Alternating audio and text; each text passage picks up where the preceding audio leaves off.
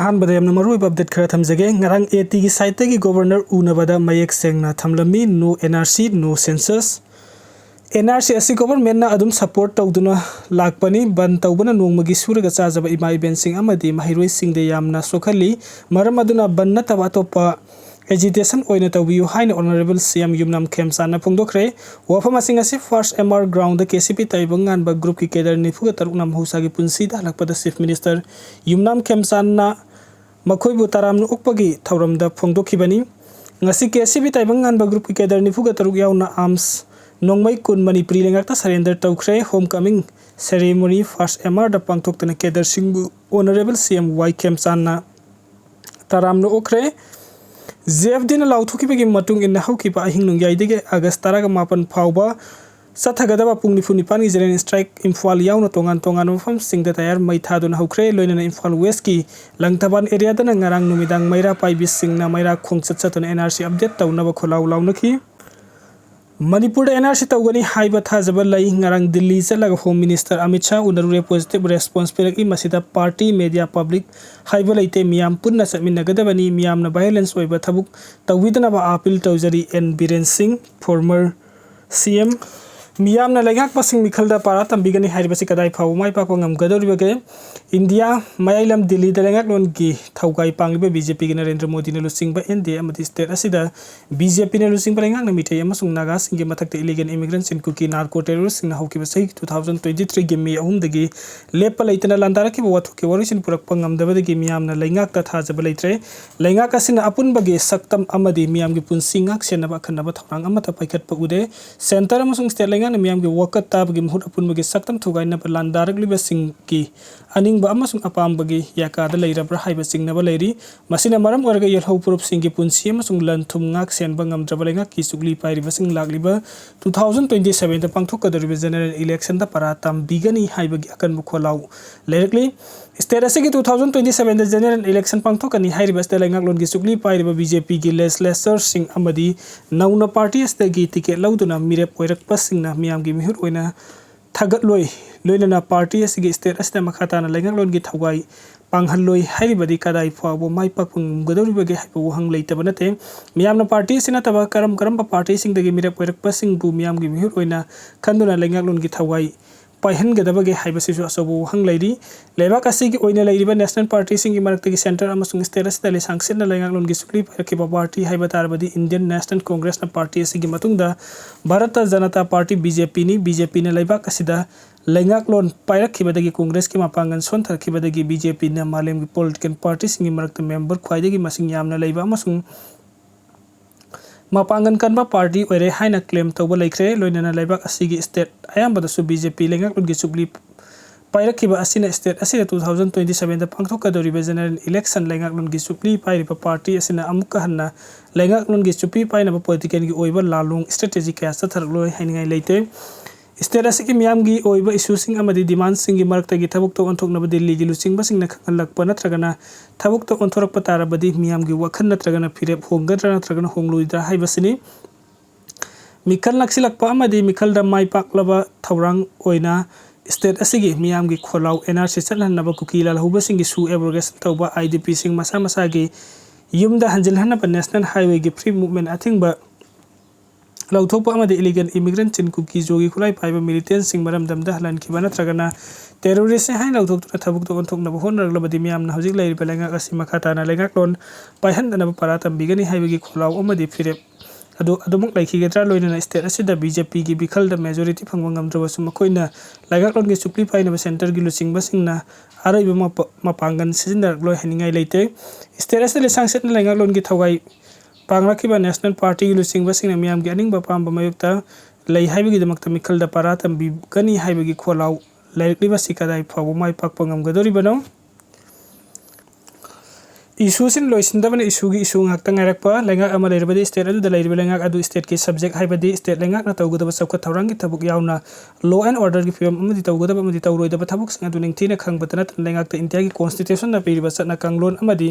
sakti sing adu ningthina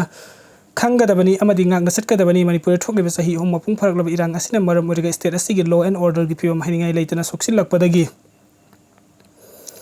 Ajoy Kumar Balana Lenga ki sakti pumba paisin duna President Run asi sahi amoram satarki adubu state law and order gi pibam khara khak pagalaktuna center ni state asda BJP asi hinghanaba gi pandam da hojik anu lenga kama leire anu lenga asi hek semlakpa matamda lenga asi chief minister Yumram Kemsan yauna minister manga khak wasak loki anu lenga asi hek lakpaga state asda leiriba issue sing asi dikhar ma khaidi loisan bangam lagani haibigi thajaba sumyamna leikhi lenga asi chief minister Yumram Kemsan singhara su wazau mang tharga miyam do wazau kaya ngangki miyamna CM gi wazau sing adu tabukte hekto onthok pangam lagani haibigi thajaba leikhi adu bungang kiba amadi miyam da thamkiba wafam sing gi manung du khwaidigi maru oiba thoklibi irang asina maram oirga sahi ahum lom masa masagi yumda hanjinduna leiriba IDP sing mahusagum hanjinba ngamlagani haibigi thajaba leikhi adu pumnamak aduna thairam laga lenga asina fibam soglaba state asigi lambi matek khara black topping tawbana thana thai chauka thawrangi thabok singde boy khatpa ngamdana leiri loina naksa thakiba state assembly gi budget session da hapagi mamita khide sumna tagi state lenga ke makha da leiri tongan loisang singi tha gi pigi da batolop ki senfam khak tamak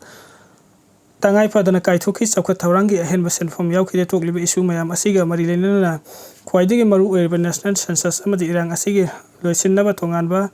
matam amma kaithoktuna khana dunu warib laukhide session manung dumyam na sanction kibu khongjang sing adugi paukum amma ta phangkide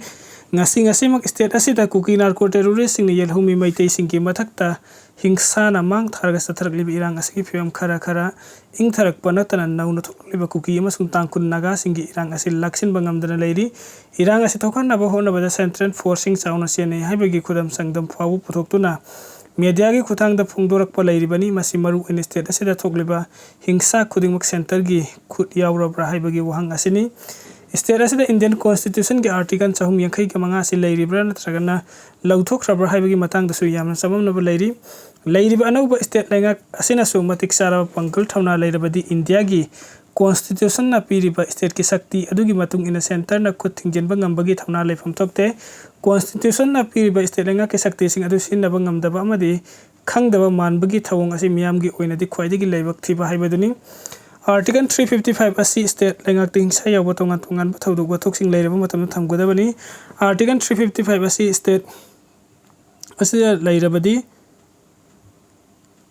Houjik Leitre Belenga kasi mapanggal sakti yaudaba oire hainei maramdi article asi leirabadi governor chief secretary DGPM secretary advisor na law and order yauna sakti pumna makoi gi makha da lawgadoribani masina maram oiraga Houjik state asi da Naga mas Kuki gi marakte irang